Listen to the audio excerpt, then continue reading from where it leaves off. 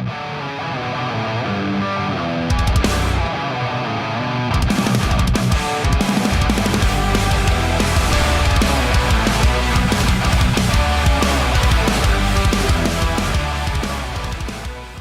going to kill you today. Welcome back to another episode of Wolves Only Podcast. We're going to get it right this time, God damn it. Powered by JWFIT, and I am stoked. Okay, I've been really excited about this one in particular because I've been fascinated by you, Austin, since the day we met. And when we met, well, it was an interesting situation. It took a while to get you on a call because you were somewhere that we weren't allowed to know. And I right away, I was like, what the fuck does that mean? And then we couldn't know that. We couldn't know what you did. We couldn't know anything. All we knew was that you were a bad motherfucker. And we'll get into that here in a little bit. But dude, ever since you've come on, it's just been like, you've been with us now, what, five months now? 6 months? Just maybe not even, man, like maybe 4. Maybe. Okay. Well, yeah, there was like a little bit of like downtime there when you first joined, and because you were still where you were. And for people to understand that the reason that you were in that place is because that place, some people in that place needed you because that place was very dangerous. And whatever, it is what it is. And we can't go into too many details, but hopefully we can get something out of you. Either way. So introduce yourself, man. I'm really excited about today. Yeah, man, absolutely. So name's Austin Smith. Well, how far in detail you want me to go, man? Well, the first question I have right away, is this your real last name, Smith? Oh, of course. I can give you that. Okay. I didn't know if it was government issued or not, We operate with call signs where I'm at, so it's different. All right, cool. Yeah, but keep going. Yeah, so name's Austin Smith. So I grew up in small town North Carolina. I had a good childhood, man. Nothing to complain about. We didn't have the most money, but we were always taken care of. We had everything we needed. Couldn't ask for more. Growing up, I was real competitive, always into sports, always just trying to, I wouldn't say outdo everyone at that point in time, but yeah, always trying to be at the top tier of everything that I did. Transition. I finally got into high school. Started really diving more into sports in high school. And up until about probably my sophomore year, I started hanging around the wrong people. And then sports kind of fell to the wayside. I ended up, like I said, just kind of going down a bad road. Started drinking heavily, like 10th grade, man. And just developed this thing about me where people would just, I don't know, just kind of gave off the wrong vibes sometimes. And I had that chip on my shoulder where I knew I was very competitive. And when I was young, my small town didn't really have anything in martial arts. All we had was boxing. Very, very good at that. Very competitive in it. And so me hanging out with the wrong crowds, they were all into drugs, dealing. I got into alcohol, never really got heavy into drugs. But I always held myself to like I'm better than everyone, and like I always had like I could hurt anybody type of deal about me. And so, like I said, I started doing a little worse in school. At the same time, my mother and my stepfather's the one who raised me, they had divorced, and I went with her. Me and my second oldest brother, or youngest brother rather. And so I love her to death and everything, but she just didn't have a tight leash on us that my stepfather had. So that just kind of fueled me doing whatever the hell I wanted to do. And so, like I said, I fell out of sports, which was a tragedy, and just started hanging out with more and more bad people, doing bad things. And then I graduated high school, and I didn't really have an idea what I wanted to do at that point in time. But there was one weekend where my mother and her now new husband went out of town. We were there just hanging out. I invited some friends over. Just some bad people showed up. There was a whole lot of bad things happening at this party. Long story short, a lot of alcohol and drugs involved. Me and 3 other guys ended up getting in my mother's Tahoe, going by this dude's house and shooting it up. And yeah, so the night turned really rough really quickly. Fast forward to the next morning, my mom and them showed back up. Her Tahoe's completely destroyed. She's getting phone calls about what I've done. And then you fast forward past that. Now I'm in the court system because the guy's parents obviously are taking me to court and all that good stuff. And yeah, man, I was looking at about a decade at least because I was charged with shooting into an occupied dwelling. I was charged with intent to kill. I was charged with all kinds of things. And that was definitely like this, what have I done with my life type of ordeal. And I've always been a good Christian, man. I've always believed in God. I've always talked to God. But through the years up until this point, I just kind of put him to the side. And so I was just, I was praying heavy. I didn't know what was going to happen to me. I just knew I was going to prison. Luckily, by the grace of God, these people decided to drop the charges against me. And after all that happened, I was like, man, I got to do something. I got to get out of this town. I've just got to get away. I don't know what I'm going to do. So again, I started pulling my head out of my ass. I was like, listen, I got this competitive nature about me. I've had family members in the past that were in the military. One in particular, and one of my cousins who I've always looked up to, he was in the Marine Corps. He's a scout sniper in the Marine Corps. And I was like, all right, well, I'm going to the military and see what we got. So I show up to the Navy's recruiting office because I had aspirations to be a SEAL. Well, he looked at my records like, there's no way in hell you're going to the Navy. Like, nah, there ain't a snowball chance in hell, homeboy. So he sent me packing. Went to the Army. They pretty much told me the same thing. And I was like, well, fuck, what am I going to do? And I walk out. And to this day, I'll never forget his name, Staff Sergeant Jeffries. He's outside standing on his phone. And I'm walking back to my truck out of the recruiter's office because all the recruiter's offices were in kind of like a strip mall. He's like, what, are you too pussy to come in here and at least talk to me? And I was like, who the fuck does this dude think he is talking to me like that? And so I turned around and I started asking him, like, what'd you say to me? And he goes, I'm pretty sure you heard me. You don't look like you're deaf. I was like, holy fuck. Who? What? So long story short, I go in there, I'm talking to this guy. And I was like, man, he didn't turn me down. He's like, well, you're a hell of a criminal, man. You'll do good as a jarhead right in the infantry. I was like, no shit. So I ended up getting everything taken care of. Went off, signed the contract, and was able to go off to boot camp. And I spent about 5.5 years in the Marine Corps. And yeah, so I've done a lot of things in the Marine Corps. Like, again, my competitive nature, man. Going through boot camp, I realized that this is where I ought to be, and I'm going to do everything in my absolute power to see how far I can take this. And so during my career in the Marine Corps, I went on 2 deployments, but I also hit right at a dozen different schools and courses because I was always trying to level up, always trying to be at that top tier. And so that's the way I knew how to do it, was just try to make sure I was never outdone by anybody. I always want to be the top performer. I always want to have the best knowledge. So when I did deploy, I could take good care of my guys and make sure they all came back alive, which is what happened. So, but yeah, that's a quick rundown of my earlier stages into the Marine Corps. So. And that's all. That's awesome. I always knew that, like, the Marine. I don't have a vast knowledge of the military, but I always knew like the Marine Corps were just kind of the bad motherfuckers, right? They're degenerates.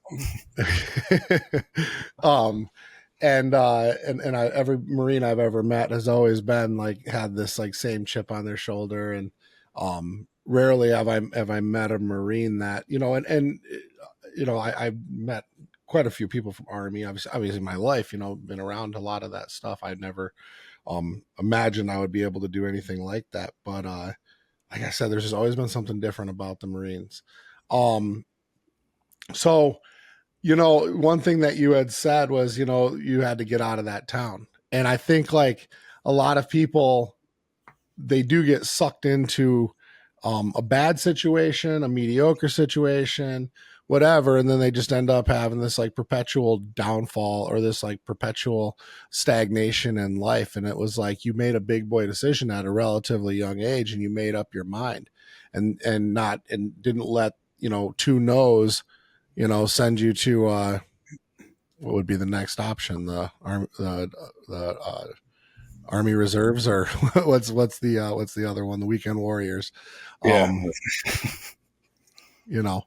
So you didn't, and then you wound up obviously being in the Marine Corps, which you ended up creating a massive career out of. Yeah. And It's always good when a podcast starts with us asking the, the guest, what are we allowed to say and what are we allowed not to, but without giving up too many details and other things. So you've turned this into a massive career for yourself, and Yeah. an interesting one too. And when we talked before this, you were telling me that that they said Navy, or that the government says Navy SEALs should stop writing books, or they need to stop writing books, because there is a lot of stuff that goes on that we think we know about, or you don't necessarily ever hear about. And obviously, without going into too much detail, what is it that you do essentially? What's your title? We can't talk about your current position, but we can talk about your one before. How did that end up, or first of all, how did you get into it? So the way I got into this overseas contracting gig, or lifestyle rather. So I transitioned out of the Marine Corps in December 2018.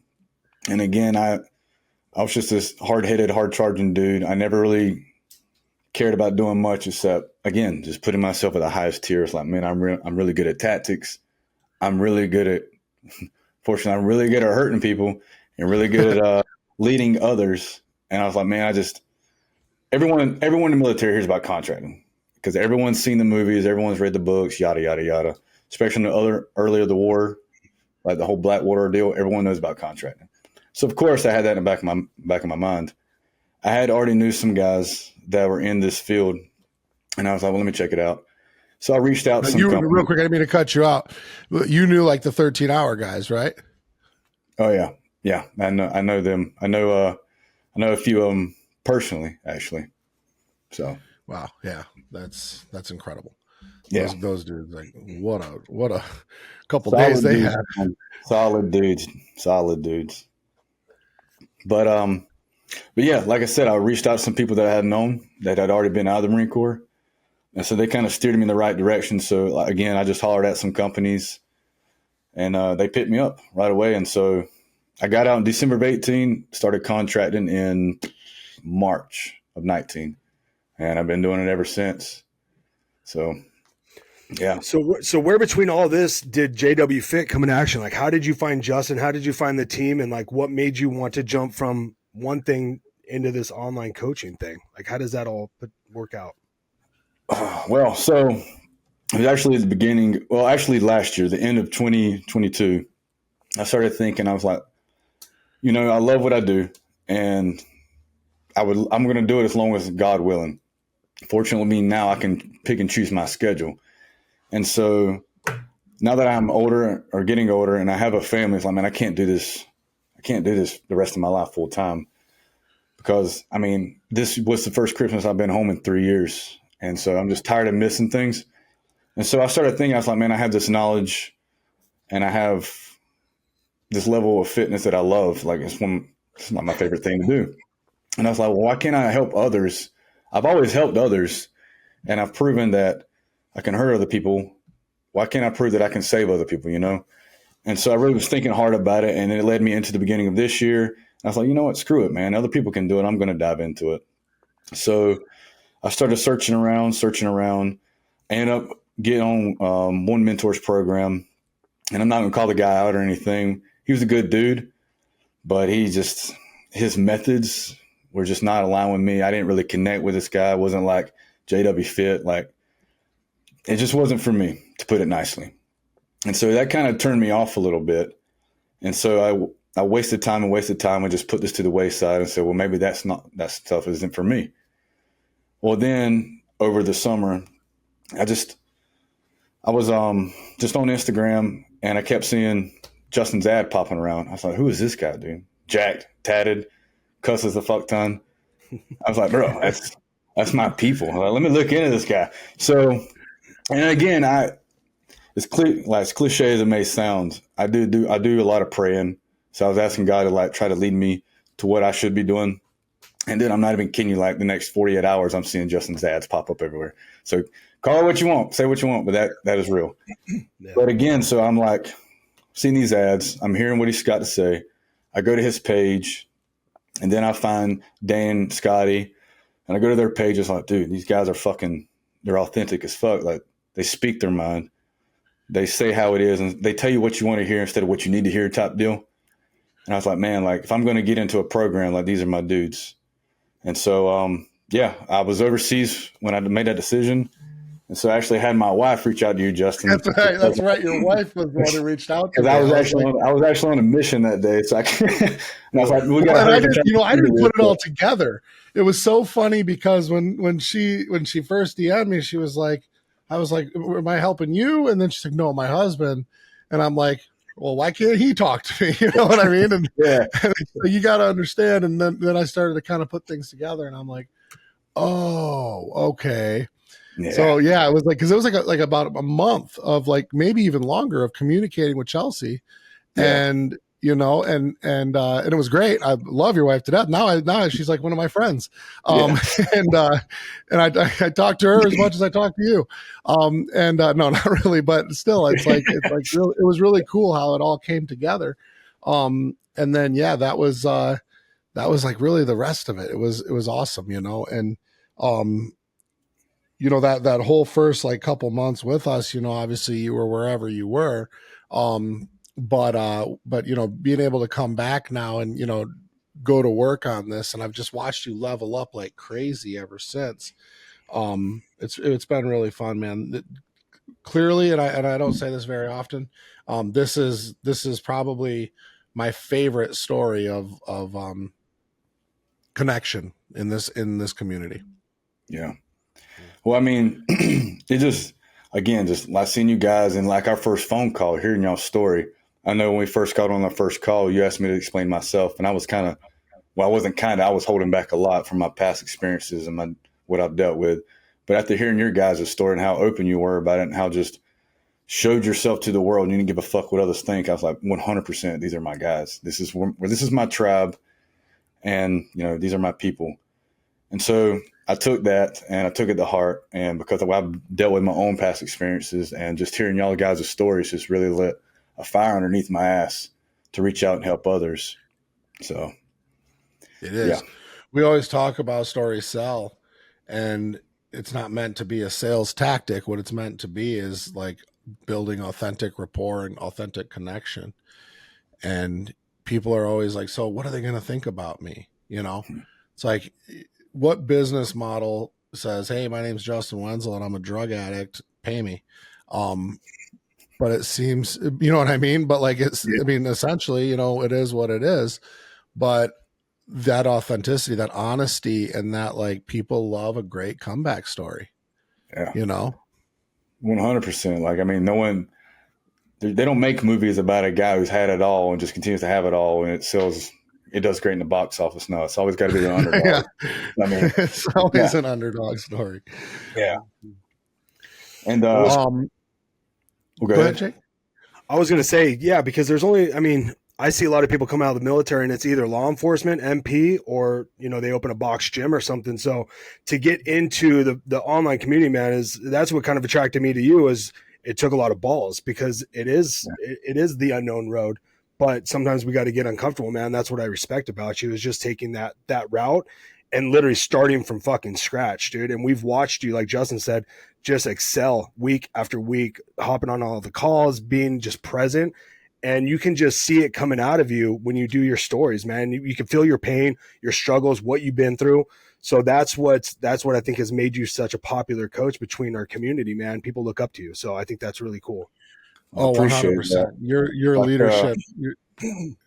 Yeah, I was just going to say, like, one thing about that is like you said, diving into something new, 100%. Like, I've never done anything like this, and which is what held me back from actually starting it in the first place. One thing about me is even throughout the core, and especially into this, what I do nowadays, is putting myself in uncomfortable positions and learning and finding a way to fucking love it. That's what's helped me progress my entire career. And so that's what I said I was going to do here. Is like, man, I don't know jack shit about this, but I've got all the tools. I've got all the mentors. They're going to do their best to help me. But in the same token, like, it's up to me to make it work. And I was like, so I'm actually falling in love with this difficult process of trying to just get rid of any fear about like what online coaching really is. And man, it's paying dividends. It really is, because when what's great is when you can do a story, like my daily quote, my daily journaling quote that I'll put up, or like my daily reading, which is my daily devotional. And when you have people DM you and going, man, I know we don't know each other, but I appreciate you doing what you're doing. You're helping motivate me. I mean, that just gives you a feeling that you can't put a price on that, man. Like it's fucking awesome, dude. And so that's Really is. another reason, like when I hear stuff like that, that's another reason why I'm actually getting into this more of a mindset ordeal instead of just fitness and nutrition, because we all know fitness and nutrition is the building blocks, it's the base level. But without that, a discipline and accountability that you need, what fucking good is it, you know? I mean, I tell that to people when I get on a Zoom call with them or trying to come in the program. I tell them that. So there's no point in just giving you a fitness and nutrition plan that you can fucking find on Google for free. But without the correct mindset, you're not going to go but so far. And so that's why I've trying to dive into that realm and just help as many people as I can. So, yeah. Yeah, and you never miss. You never miss every morning. You know, I look at all your stuff, you know. So much so that you're prioritized in my storylines. I see you right away. Oh yeah. And I love it. I love it. I like, you know, obviously, like I have no tactical background or anything like that. So, but I'm like a big fan of, like, you know, 13 hours and extraction and all that cool shit, dude. Like that stuff's like that's my shit, you know? So then when I see, like, when I know somebody now and I've befriended somebody now that lives that life, it's like, you know, I see it, but then I see the man that you are, right? Like on this really like tough exterior and interior, you have like this, like, just care inside of you. 100%. That And care that, actually came from statistics, man. And what I mean by statistics is even in the Marine Corps. I mean, we can dive into this a little bit if that's cool with you. But like, yeah, Yeah. when I got in the Marine Corps, the problem with the military in general is the culture. And I always say it's a problem because you take these kids off. I mean, they don't have any life experience, and they're basically brainwashed in boot camp, especially in the Corps, man. Like how you answer a drill instructor is kill. Like, I mean, you're literally mind warped. And so you get into an infantry battalion and drinking is the thing, man. You're not a man if you don't go out and party and drink and fucking dig a mud pit and get in there and fight. I mean, that's just a lifestyle. Unfortunately, we all know that's a recipe for disaster. And so what happens is, since I've exited the Marine Corps to this day, I've had 11 people that I knew personally that have decided to exit this world because A, they got out, didn't have a plan, or B, they got out, thought they had a plan. That plan failed. They resorted to drugs or alcohol, and they just didn't see another option. And so when I was talking about statistics earlier, it's like, I actually got some written down here. As a veteran, 80.8% of veterans suffer from alcohol abuse. Okay. 26.9% of veterans suffer from drug abuse. And then 26.6% of veterans suffer from mental health issues. And so knowing those numbers, man, it really eats at you. And like I said earlier, I got this knowledge and I've helped myself out and I found a way to bring myself out of the gutter. And so, like, again, knowing these numbers, I was like, man, something has to be done. And again, I care so much and I actually fucking love helping people. That's what I've done my entire career till this day. And so it's like, man, I'm going to do my best to just reach out, do something, if I can save one fucking life, I'll be a happy man, you know? And so again, that's one of the main drivers of what I do right now. It's because of that. you know, it's crazy though, because what you said was, you know, a lot of them get out and then it's like they don't have another plan. Mm-hmm. You know, we talk to a lot. Honestly, we're probably on calls every day or every other day with vets, sometimes multiple vets, and they're struggling financially. Yeah. Bad. That's another statistic is 68% could not afford $1,000 emergency. So, yeah. Wow. Yeah, that's outrageous. Mm-hmm.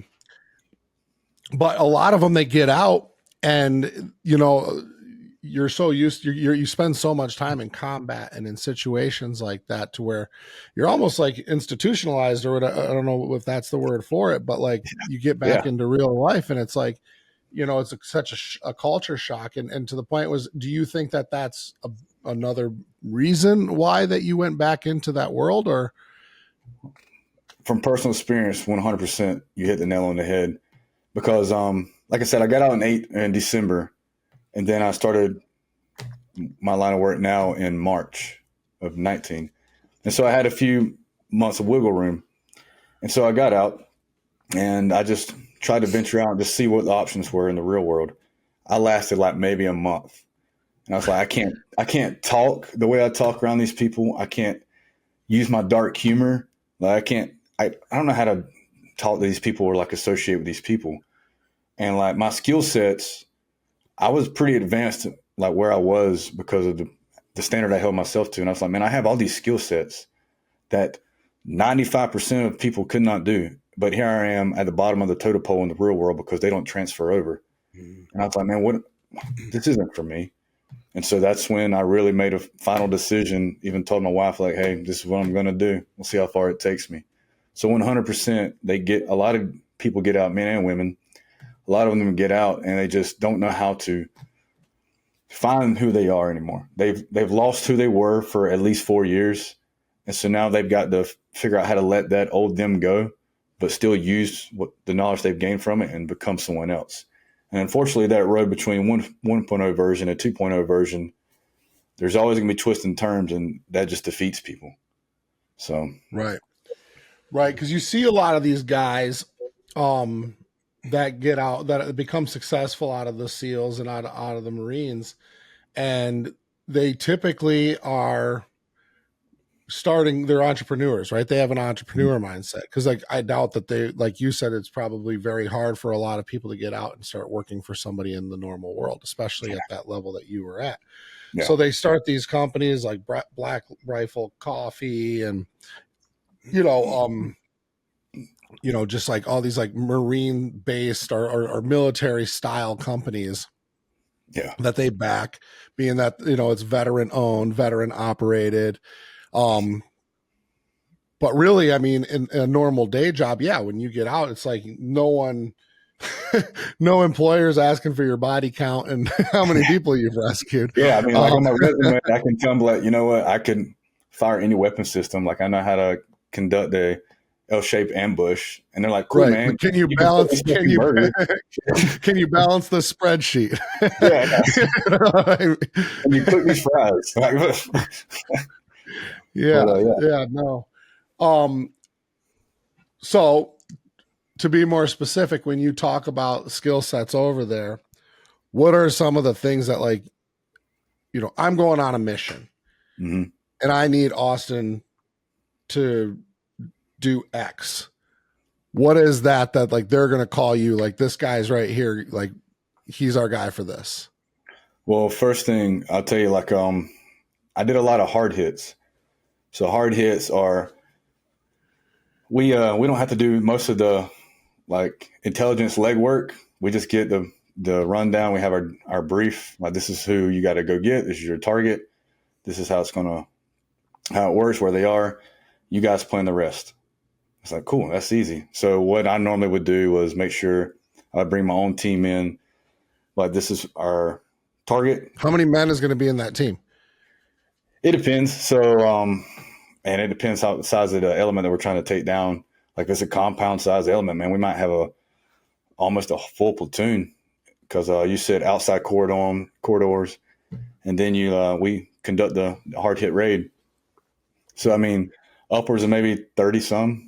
Possibly more, because you got your birds flying too, if need be. So yeah, but the way we prepare is, like I said, we bring the guys in, have a full brief. Everyone does their gear check. You check your buddy's gear. We go over. One of my favorite things is, I don't care how advanced you are in the military. Like, you could be a fucking Delta operator or DevGru dude. You're going to go outside and you're going to do a tape house. The tape house is where we literally take like caution tape and we mark out like the layout of the building we're about to hit. And so, I mean, it's kind of funny, but it still works. So we'll do little mock tape house drills, and we'll just drill up until it's time to get on a bird. And then, for example, if it's a hard hit, we'll get on the bird. We'll go to where our target is, and we'll probably more than likely fast rope down on top of it or wherever we have figured out we need to enter from. And then we just do what we got to do. We go take care of business. So that's how normally that would work. It's fucking cool. Now, patrols and other things like that are a lot different. Like, for example, if you're going out of patrol, I mean, you might be going for a couple hours up to a couple days. I think the most I went without taking a shower or anything was probably 32 days because we were just out on patrols, and we'd get resupplied up while we were still out there instead of coming back. It gets pretty rough. Now, those are different because those take a lot more planning, a lot more route planning, supply planning, all that good jazz. So, yeah. Wow. And at this point, is it mostly protection, extraction? So, as of what I do now is considered to be, well, what I'm called is a high threat security consulting operator. It's a long-winded word for saying I take care of people. And so, Fair enough. Yeah, we just we do the best we can, and we're pretty good at it, making sure bad things don't happen to people that we're assigned to or that we're in charge of, whether it be a entire base, whether it be somebody important, whatever the case may be. We get assigned somebody or an objective, and it's our duty to make sure they're well taken care of until it's completed.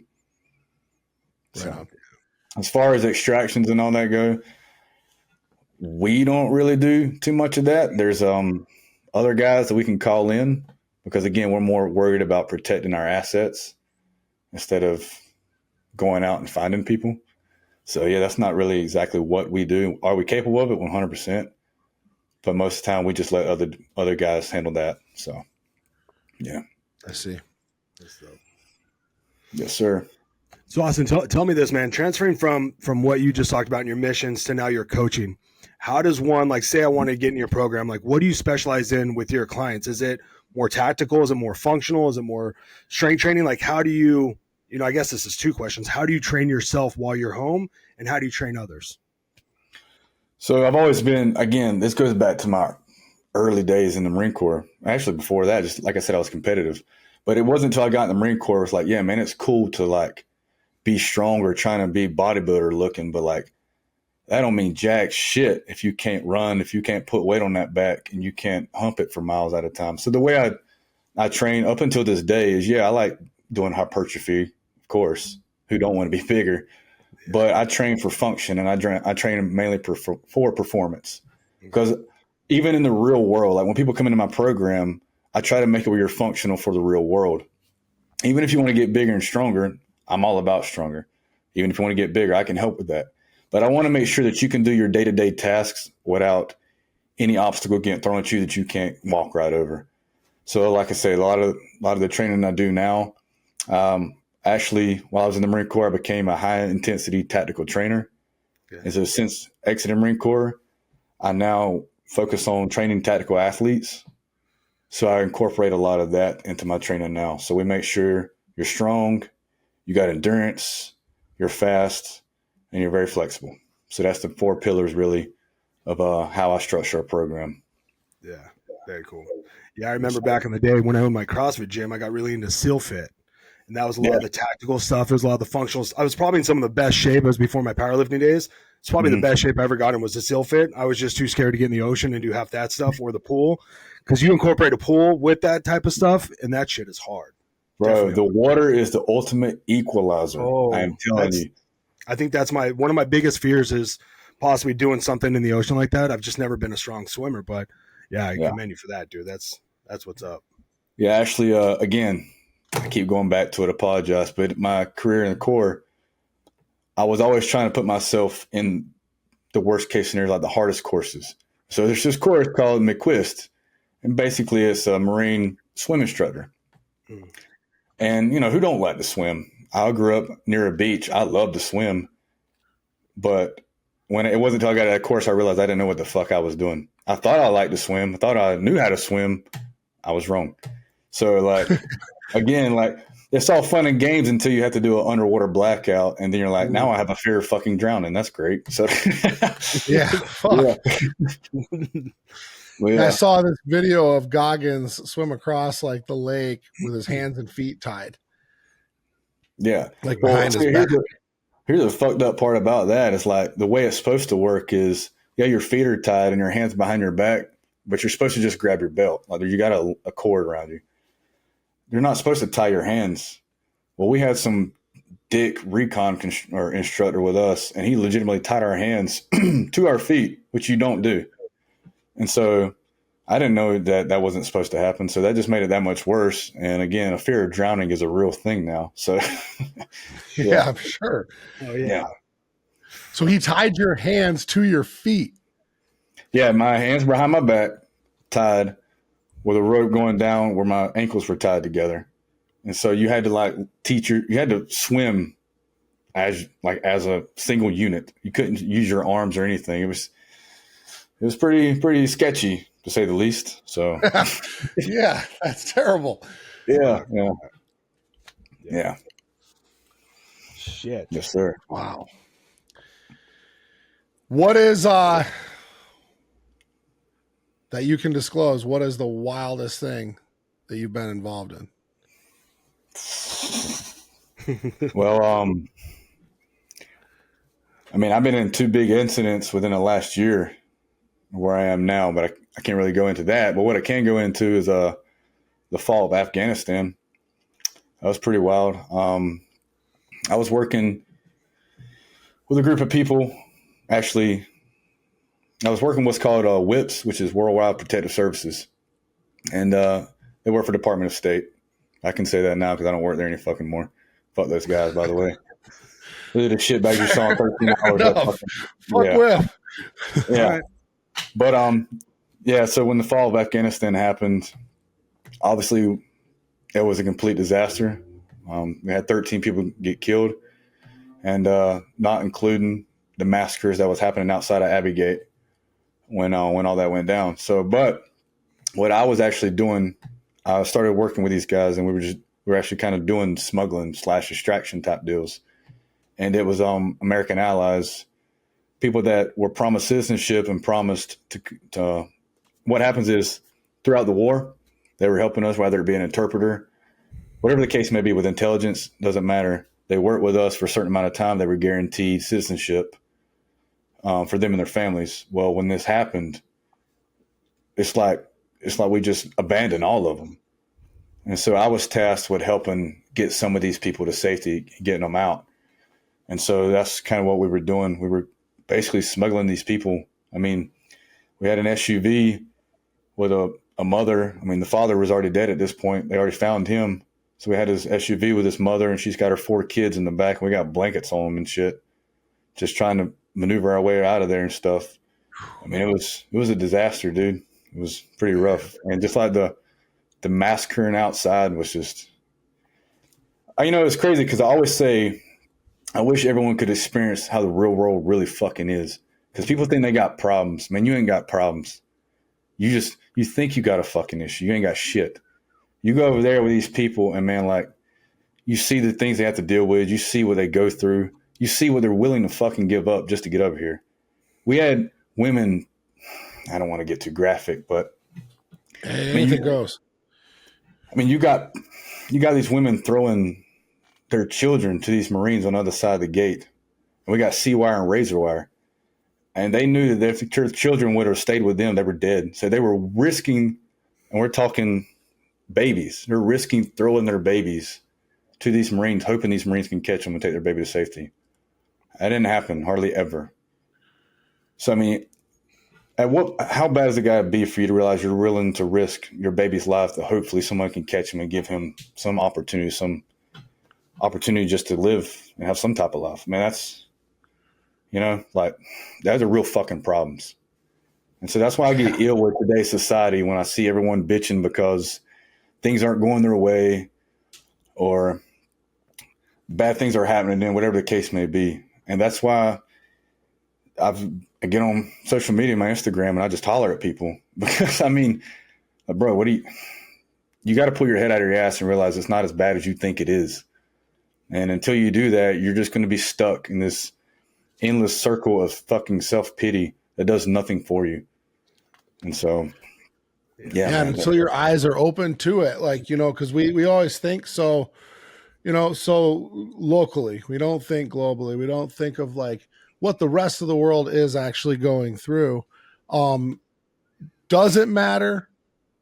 Maybe. But it's eye-opening when you realize what the body can endure, what emotionally we can endure, or when we're put in that situation. So you talk to people who like, they're broke, right? Or they're fat. Yeah. And it's like their life is so terrible.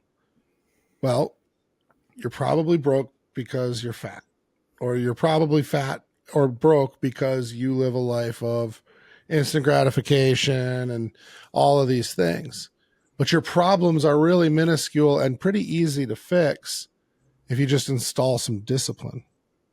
100% discipline and accountability. Like everyone talks about motivation, and my issue with motivation is very, very, very temporary. And motivation is good. Actually, you do need motivation, but you can't rely on motivation alone. That's when discipline comes into play. And that's why I tell people coming in my program, like the main two focus points we have, obviously your fitness and nutrition, but it's going to be your discipline and your accountability. And that starts with looking down, locating your balls, and realizing you're a man, and you got to be brutally honest with yourself, because nothing will ever change if you don't ever change. Everyone always talks about being better, but no one wants to be better, if that makes sense. No, yeah. So, no one wants to do the work. That's why we've been talking so much about fuck goals. Like all these goal-oriented people, like I know so many people, they say, oh, I'm so goal-oriented. But then I'll see them out and they're fucking trashed. They're fucking goal-oriented. Yeah. People want to talk about their goals, but they don't want to actually do the shit, get uncomfortable and actually do the shit that they need to do to achieve them. Exactly. Right? Yeah, like Austin just said, there's no fucking discipline. They've got goals with no discipline. Exactly. No. Like everyone's all about like, man, I can handle this, I can handle that. Well, that's all fine and dandy until you fucking it's time to put on the gloves and grab the fucking hammer and start building what it is you want. Everyone wants this fucking quick and easy fix. They want this magic pill that just doesn't exist. I don't know who the fuck has been lying to everybody, but it ain't it. And so yeah, it's like the attitude diet starts Monday. I'll start next month. No, motherfucker, you start today. Stop putting that shit off because you're just going to keep fucking saying that. You need the discipline. Well, it's not important. 100%. It's not 100%. Important to them. It's important enough to call it a goal, but it's not important enough to execute. But that's why I want to start telling people that your goals are not goals. It's wishful thinking.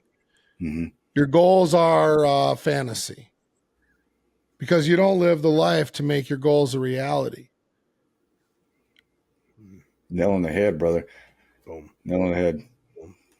It's like I've told a few. I've actually had a call the other guy, and this guy was talking about like what he wants, and like I was making him dig deep into it. I wanted him to hear himself talk about it, say it. And at the end of it, I looked down and I was like, "Hey, man, I'm gonna be real with you. No hard feelings." But you don't fucking want it bad enough. You say you want these things, but you don't want it bad enough. Because if you did, you'd get the fuck up. You'd get up early. You would do what you say you're going to do. You would stop putting it off. Like if I told you right now, if you wake up at 3:30 and you do your daily non-negotiables, you read your journal, and you go get a workout in, and if you do all that, I'll give you $1 million. I guarantee you'll get up, and I guarantee you'll do it. But the problem is no one actually really wants it. They say they do, but they don't. Because if they did, they would make it happen. And so that's what I'm really, really starting to preach to a lot of people. So right. I like that. Yeah, well, I think that's the biggest difference between people who are high achievers and people who are that are mediocre at best, all the way down to just losers. Is high achievers, you don't need to have a reward on the other end. Mm-hmm. You just do it because you're supposed to do it. You know, right? I'm glad you said that, because it's like literally today, man. You always know the best things to say at the right time, Justin. But literally today, I don't know about that. Literally today, I came home and I was doing my work, and then I don't know what, I just started feeling bad for myself because I've got a busted knee right now. My shoulder's all fucked. I'm still dealing with like a head cold. And I was like, man, I've got to get this bitch out of me. So I literally went on an 8-mile run. And then I knew I looked like a damn psychopath when the cars passed me by, because I'm just laughing my ass off because my knee is fucking killing me. My shoulder is destroyed right now because for some reason running hurts my shoulder. And I still got this head cold. And I'm literally making this. I just pulled out my phone. I made a video. I was like, you know what? I'm out here doing this because you're not. See, the problem is people use their excuses to keep them from doing something instead of using the fucking excuses as fucking fuel to get it done. Because how much better are you going to feel knowing you accomplished something that you didn't think was possible just fucking 30 minutes prior? Like, I don't know, man. I'm just people, man, kind of beating their heads. Yeah, you're right on. And you know, you got like, I'm starting to get to this level where it's like, my job is to make the best out of people, right? Mm-hmm. My job is to push people to their limits, or my job is to, and I've been doing this now, and I've talked to so many people, and I've heard all the bullshit. None of it's original. Nobody's excuses are original. There's not a single one out there anymore. Like, no one has, like, people have said some really off the wall shit as an excuse to me now. So I believe I've heard it all. Mm-hmm. And 9 times out of 10, the off the wall shit is completely made up. So it's irrelevant. But I guess where I was going with this is like, I'm getting a little bit of a, I don't know. Like I'm a very positive person, but at this point I'm like, I let them have it. Yeah. You know what? You're right. That's where you're at. You're going to be that way the rest of your life. You're going to be a loser. I'm glad you said that. You're never going to accomplish it. You're never going to do it, because they're just like, it's like, this is ingrained. This is installed in people. Can people change? Yes, of course. But if you just sit there and no, we'll do this. We got it. You got it. You're not doing anything more than what their fucked up parents did to put them in that spot. You know, from my experience and what I gather, because doing my reconnaissance, you want to use a cool word, on people and society, like, too many people, they surround themselves with negative people, or people that aren't doing better than them, or staying stagnant. And, you know, I actually made a video the other day. It's like the difference between a friend and an ally. See, a friend's going to be that person who's going to tell you what you want to hear instead of what you need to hear. They know you got trouble with vices, but instead of helping you overcome them, they're going to call you up and like, hey, bro, let's just have a drink. Let's just sit around the bonfire and let's just fuck off. You know, they're going to be that guy that's never going to push you, and they're never going to call you out. That's what a friend is. But an ally is someone who's going to hold your fucking feet to the fire. An ally is going to be the one that loves you enough to try to push you to that top tier standard of what you should be operating at. They're going to be the ones that does the opposite and tells you what you need to hear instead of just what you want to hear, because they actually give a fuck about you. And so I really wish people would understand that, which, going back to why I even got into JWFIT with all you fine gentlemen, is because, like, I saw that and I feel that till this day. How many of you have called me out for being a pussy on certain things? Like, just, yeah, I mean, that's what I need, and that's what people fucking need. Problem is, it's uncomfortable, and no one wants to be called out. So I really, really, truly believe that is one of the top issues right now with most people, is who they align themselves with. Yeah. So, hey man, also balls I have to call you a pussy too. I feel like I feel like a bad motherfucker when I get to call you. It wasn't me on that. Yeah, it wasn't me on that call. Awesome. What how can I put this, man? If you had to give some piece of advice to somebody who was looking to get into the military, somebody who is currently in the military, and somebody who's now out of the military, what piece of advice from your experiences, I mean, could you give them and pass on some knowledge? If you're wanting to join the military, I tell you you really need to think about what it is you want, and you need to think long term instead of short term. If say you want to go into the infantry, you need to understand that going into the infantry is a certain type of culture. So ask around, do a little bit of research on it, train up for it, but also think long term and realize that doesn't also always transition to the real world. So have a plan. Yeah. And someone that's currently in the military, whether they're getting out or staying, again, think long term. Always, because for some reason we think short term and in the moment and in the now instead of the later or what's to come. And I would tell everyone, you don't fucking change your character for nobody, because you see that way too often. Stay true to yourself, because yourself is who you're locked in this mind right here with 24/7 up until the day you're dead. So don't ever change who you are for other people, because they don't fucking matter. They're not who you're locked in with at all times. So again, just think long term. Don't change your character, and there's always people to talk to if you have the issues as well. It doesn't make you a little bitch to talk about your issues, man. We all have problems. We all don't, if you don't know what you don't know. So if you got problems, find someone who has the answers. Look up to them, reach out to them. There's plenty of people out there. So that's kind of what I would say to a lot of people. I love that, man. I'm, just like Justin, I'm very fascinated with the military. I never joined, I never served. I had the opportunity to play a lot of forts while I was on tour in a heavy metal band. So we got to party with a lot of you guys, which was cool. Much respect, especially as a patriot myself. But yeah, man, I love everything you stand for, dude. I love that advice too. Appreciate it, man. Appreciate it. Yeah. So what's in store, man? What do you got? And I know we say fuck the goals, but what's your plan for 2024, brother? Like, what can we see from you? What do you expect from yourself, and what can the viewers see? So for me, the whole next year, I've already started, but the plan is to continue growing as fast as possible. I'm reaching more and more people. My goal is to not sugarcoat. I don't pussyfoot around people's feelings. I'm there to help the people that need the help. And so my plan is just to keep growing, man, and just doing whatever I can to help as many people as God wills me to.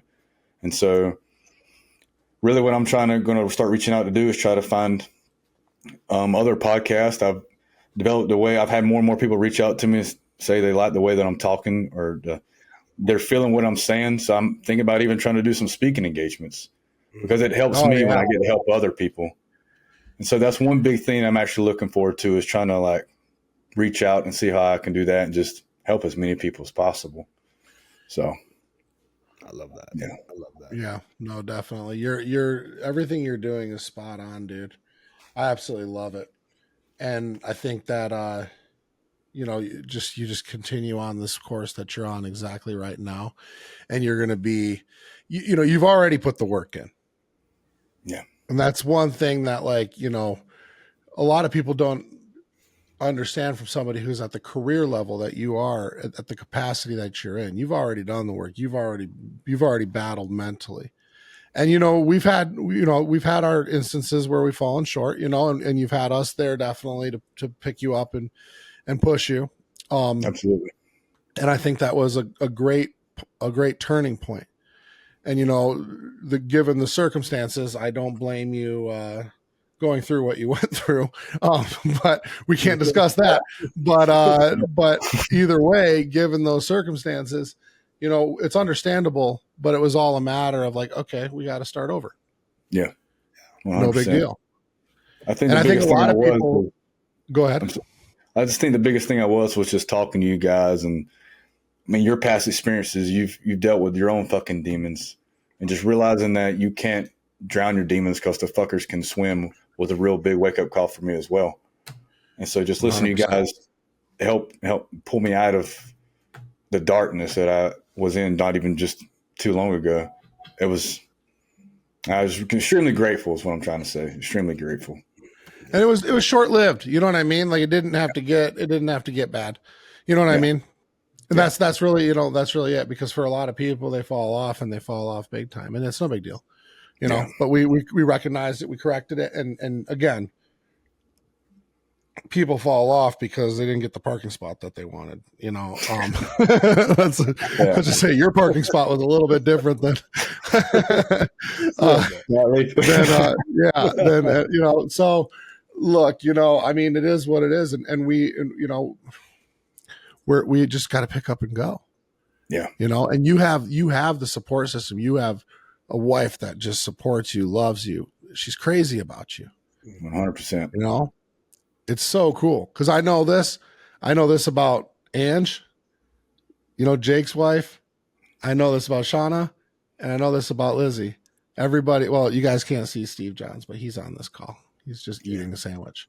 Oh, are you eating a sandwich? No, he's not eating a sandwich. Oh, he's drinking a drink. We all have that support system, and it's cool to see 4 men on here, you know, that, you know, our wives love what we do. They support what we do. They back this entirely. You know, your wife arranged our meeting. Yeah, I know. She's in the cool circumstance. That's gnarly. And I look up to her for, you know, dude, obviously she supported you when you got out, you went back. Yeah.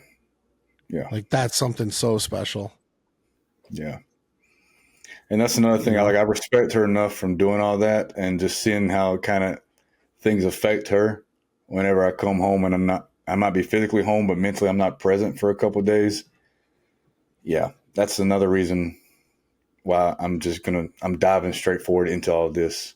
Cause I know that feeling. I know how it affects people. And if I can help people not feel that way and I could help save themselves as well as their families, that's the greatest gift that I could ask for, is to help people like that. So, yeah. I think that for people that are getting out of the military, Jake, your last question that you had asked, to have somebody like Austin, who's not perfect by any means, none of us are. No. Right?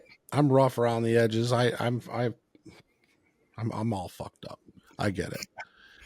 Right? But to have someone like you that is so relatable, the attraction of authenticity is so real in this industry. Mm-hmm.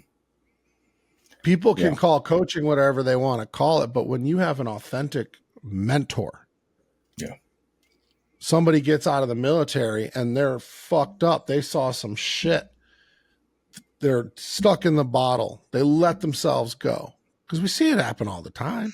All the damn time. Yeah. Because here's the thing too, is that a lot of people go into the military because they didn't have any other option. Yeah. Huge. Right? Huge. So that was their option. Yeah. But then they get out and they're left with, they don't have any other options.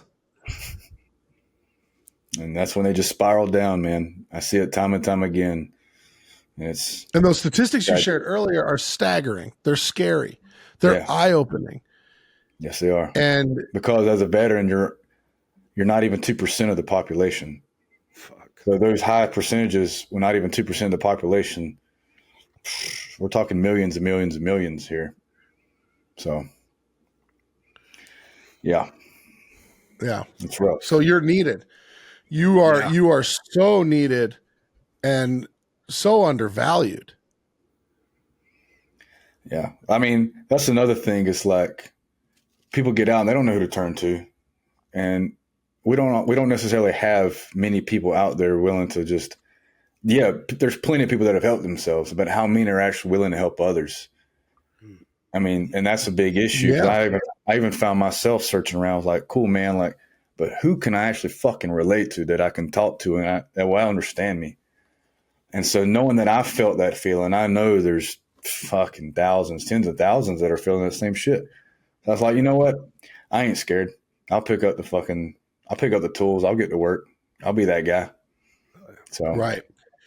And people need to know, like, to look. I think the thing is like, it's fatigue, right? It's like you're in the moment and you want help and you want to be connected to somebody, but you don't find that person. You fatigue out, you get distracted. And then the next thing you know, you let time go by, and time is the fucking killer, you know? You know, so I tell people, it's like, man, you keep waiting for that one day. Well, one day there's not going to be a fucking day. And so stop pussyfooting around, man. Like we're not all guaranteed tomorrow. So if you want to better yourself, man, you got to start now, because most people, and you all know this, most people that don't start now will never get started. No. And so people just don't understand that. Right. So, fuck, dude. Yeah. Go ahead. No, take.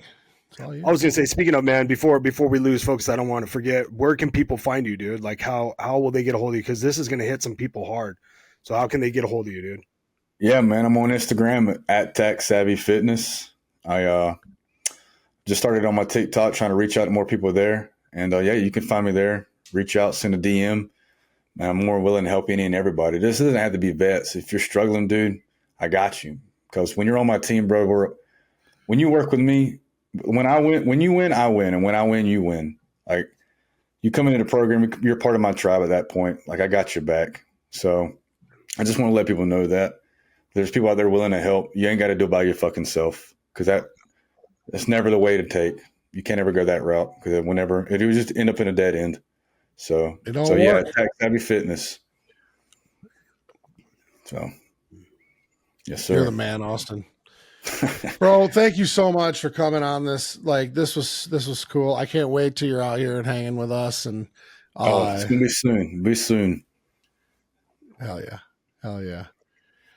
Well, cool, guys. Appreciate you, Austin. Yes, sir.